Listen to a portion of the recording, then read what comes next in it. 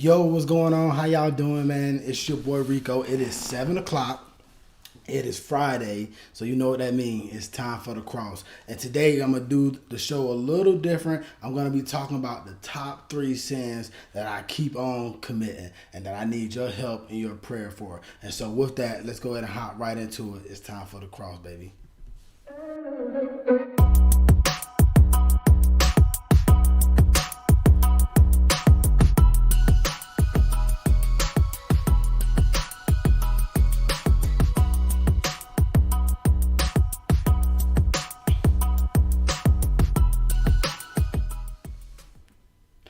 All right, so I just realized I did my entire intro on mute. So listen, I'm in the middle of moving right now, And I have absolutely nothing in my house. That's why I'm using the green screen and I'm in this fake little office or whatever. I'm using a different mic, so I know the sound quality is not going to be as good as normal. And I had it on mute, so I forgot. And on top of that, as you can tell, I'm here by myself today. So Dave is off doing a show for charity, I believe. Allie is celebrating her anniversary, so she's traveling from Cancun. And then Jel just took the break for the week as well. But I figured the show must go on. I figured this would give me a good opportunity to be able to chat with the audience if y'all are chatting, so that way I can actually do shout outs. I can actually also ask for help on a topic that I need help on, for prayer on an area that I need prayer on. And it's 3 different things. And so if you're watching and you're in the chat, go ahead and do me a favor and let me know, what are you currently working on? What's an area of improvement that you need to kind of fix up and get right and that kind of stuff. And so we're going to have a good show today. But yeah, we're going to hop right into it so that way I don't take up too much of y'all time. I can get back to cleaning up my house and getting ready for this move. We actually move. We get into the lodging on Sunday, and then on Tuesday we check out, and then we're going to be headed down to Arizona. Then we headed to Texas. Oh, what's going on? I'm starting to see some chats come in. Let me say what's up before we get started on the show. Guys, if you're watching it on the replay, you can kind of skip past all the preliminaries and hop right into the 3 areas that I need work on. But first and foremost, coffee and talk. Yeah, see, a new setup. I haven't even had time to set up my my comments. So let's see if we can get this looking halfway decent. All right, what's going on, brother? How you doing? Matter of fact, I just throw it right there for now. All right, Restoring Broken Women, thank you for checking in. See, look, everything's going to be off now. Let me try to see if I can fix it live. Boom. There we go. Greetings, Cross. I pray you are all well. I pray that the show is exceptional, life-changing. Yep. Yeah, it's just me today. So the rest of the crew took the week off. And so it's good because it's some stuff that I kind of wanted to talk about, stuff I want to get off my chest. And I'm going to do it in a format of the Cross Show, so we can still do that. What's up, Sean? I see you. Thank you for checking in with me. All right. I don't know why people's comments are coming in completely different. I guess maybe the size. I don't know. But anyhow, we're about to go ahead and get ready. What's up, Pops? How you doing, Carrie? Thank you for checking in as well. All right. Let's go ahead and hop right into the show today. All right. So let's see if my scene is set up properly, which I don't believe it is. But let's go ahead and hop into it. All right. So first and foremost, we kind of already did the prayers. And so, like I said, I got 3 areas that I want to work on. And the first one is, hey, Lori, how I'm moving and deciding. Yeah, it is. Yeah, I really do appreciate it. All right, so the first thing before we kind of hop into my 3 areas that I need improvement on is that we're going to do the devotional, and it's all about James 5, 13 through 16. And in that verse, it says the following: is anyone among you suffering? Let him pray. Is anyone cheerful? Let him sing praise. Is anyone among you sick? Let him call for the elders of the church and let them pray over him, anointing him with oil in the name of the Lord. And the prayer of faith will save the one who is sick, and the Lord will raise him up. And if he has committed sins, he will be forgiven. Therefore, confess your sins to one another, pray for one another, that you may be healed. The prayer of a righteous person has great power as it's working. And so that is what we're doing today. All right, that's what we're talking about. Lori said moving is exciting. My man, I believe that's John who coffee and tech. But say he just moved 5 months ago.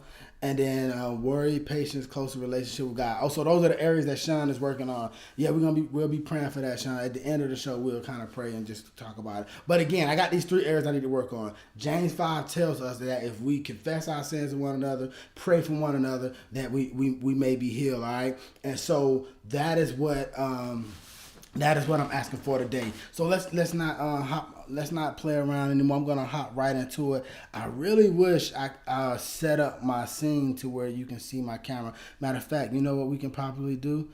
Let's go back to that scene. No, that's my iPad scene. That's for later. All right, we're gonna come back to this scene, and then I'll add like a little pip in here. Let's see. Y'all gonna get to see the sausage making in the background or whatever. But let me add that. Grab this guy. See my green screen in the back? I'm in a completely empty house right now, y'all. Let's go here. Let's bring it out the way. Matter of fact, we'll turn it to a circle. Y'all get to see Y'all get to see kind of the stuff I do in the background. I just forgot to do that this time. All right, so there I am in my green screen, and then I can just simply go in and change the game. So let me change the stuff up real quick. I'm sorry, y'all. I should have had this done earlier. But, hey, I'm in the middle. This is what happens when you go mobile. All right, there we go. Boom. All right, so now we got that guy up. Let's hop right into the very first. What's up, Malin? How you doing? Thank you for checking in. All right, so we're going to hop right into the next one. I'm going to go in reverse order, all right, y'all? So the first thing that the sin that I just keep committing, the sin that I keep messing up on is fear, all right?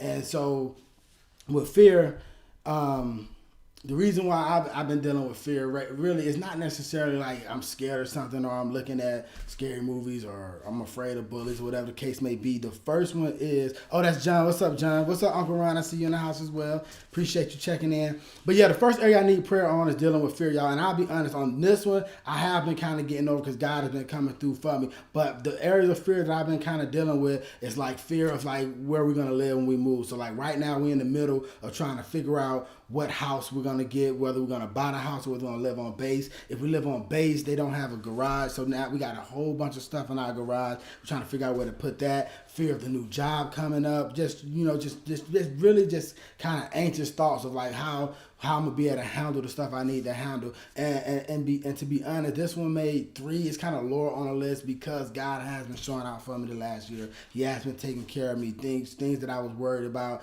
He showed me I didn't have to be worried about them.